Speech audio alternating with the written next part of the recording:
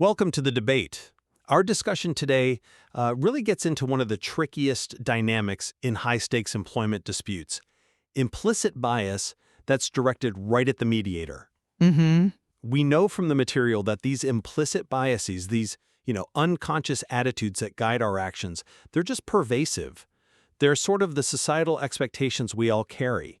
And when a mediator walks into a room, especially for a discrimination claim, they can face this bias head-on, sometimes in a really direct comment, like, "You are not who I expected as the mediator." Right. It happens. Exactly. So the central question we're tackling is this.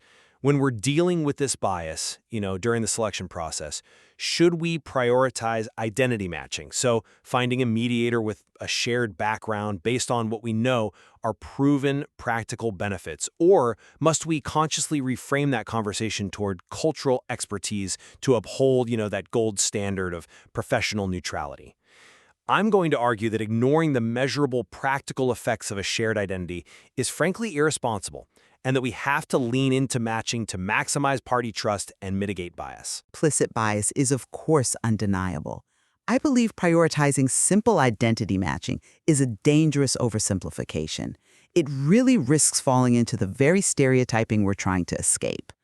To me, the professional responsibility of the mediator is to rise above that simple, visible identity and broaden the selection criteria toward a more sophisticated understanding of what we call cultural expertise. I see why you want to uphold that, the theoretical ideal of total neutrality. But let me give you a perspective that's really grounded in real-world results. When we are dealing with high-stakes employment discrimination, we just cannot ignore the demonstrable reality of in-group preferences. I mean, social science isn't just theory here. It shows us tangible positive outcomes when identity congruence is there. Consider those community court studies we looked at. They consistently show that minority parties received measurably better monetary outcomes in mediation when they worked with minority mediators.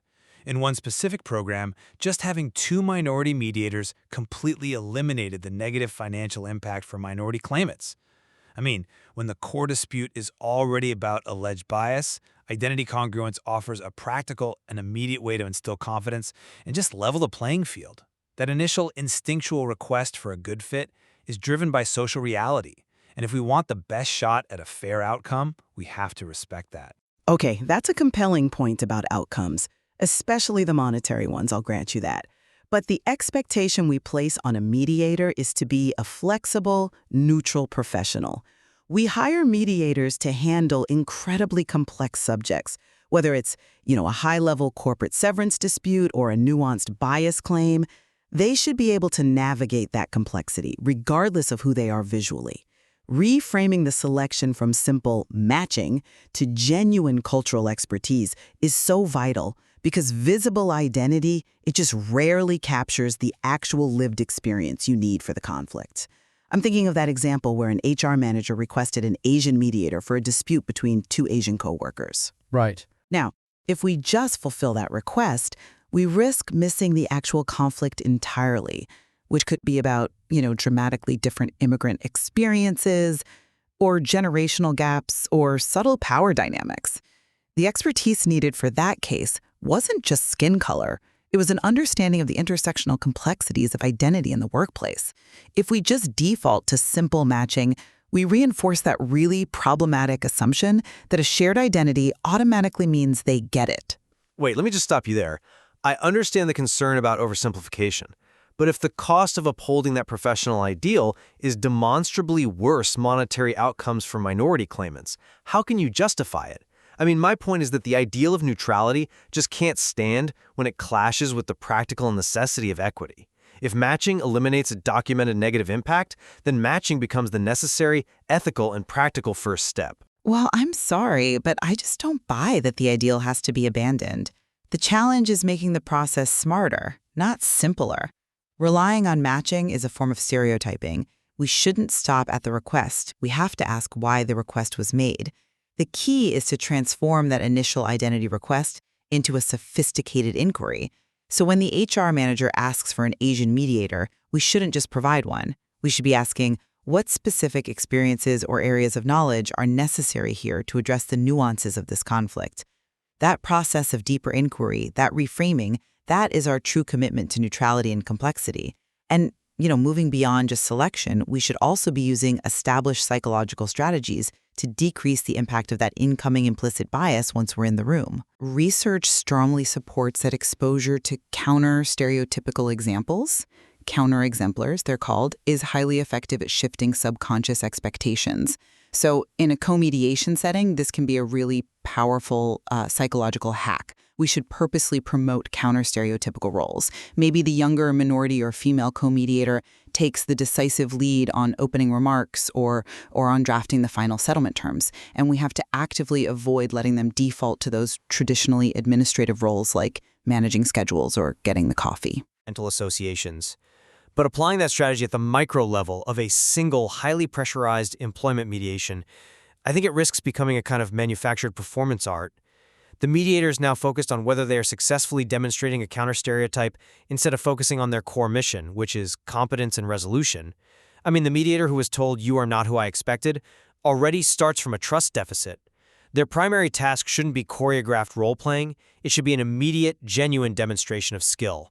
Focusing on the practical interest that the party is really doubting the mediator's experience or knowledge, that's a much more effective response than meticulously planning who touches the whiteboard marker first. If you're busy worrying about being a counter-exemplar, you might miss the subtle shift in negotiation dynamics. And this brings us to the most immediate practical dilemma. What do you actually say when a party challenges your identity face-to-face? The source material highlights this tension between a direct challenge, which risks making the party defensive, and a more indirect approach. My stance is that the indirect, the interest-based approach is the way to go. If a party expresses doubt about your identity, the mediator should pivot immediately to address the party's underlying, unspoken interest, their concern about, say, a lack of experience or lack of cultural fluency. The goal is to purposefully build trust by demonstrating competence. I mean, the real-life example of the mediator, who is deemed not expected, but then skillfully navigated a six-figure resolution, it just proves that focused performance in the room ultimately satisfies the party's deeper concerns about capability. I absolutely agree that the response needs to be indirect, but I believe the mediator should use that moment not just to prove competence, but to gather information and build a relationship from a place of, radical professional curiosity.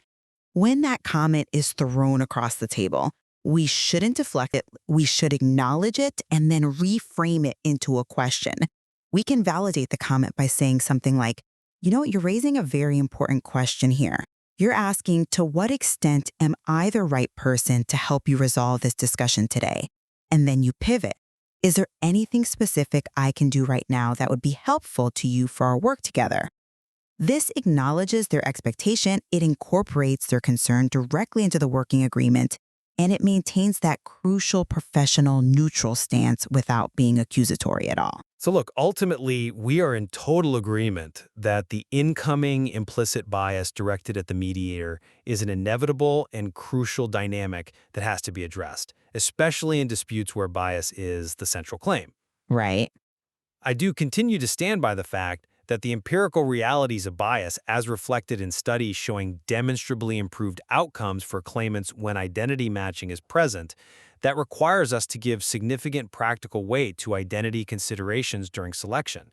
To me, this is a practical necessity to ensure the highest degree of confidence and fairness. And I still maintain that the professional ideal of the mediator, the one we train to be capable of handling any dispute, demands that we resist the easy answer of simple matching. We have to constantly refine our process by reframing identity requests into a sophisticated inquiry about true cultural and conflict expertise, thereby actively challenging the simplistic stereotyping that matching can, even inadvertently, reinforce.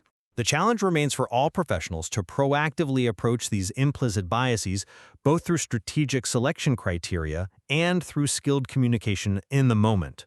The profession really must continue to grapple with how to best balance the practical needs of the parties with the essential ideals of neutrality and expertise.